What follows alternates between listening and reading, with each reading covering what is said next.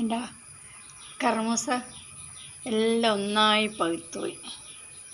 ഇതിപ്പം ഞാൻ തിന്ന് മരിക്കും.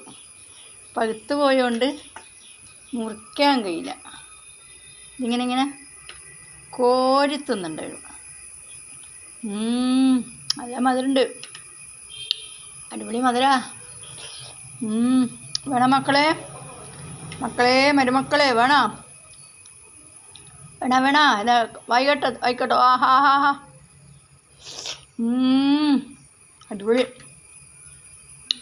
ഇതുണ്ടോ, നല്ല മധുരമുണ്ട്. വേണമെങ്കിൽ കഴിച്ചോ. ഓടിവാ ചാടിവാ. പപ്പായ കഴിക്കാം. പപ്പായ കർമൂസ എന്തായാലും സാരമില്ല, വാ.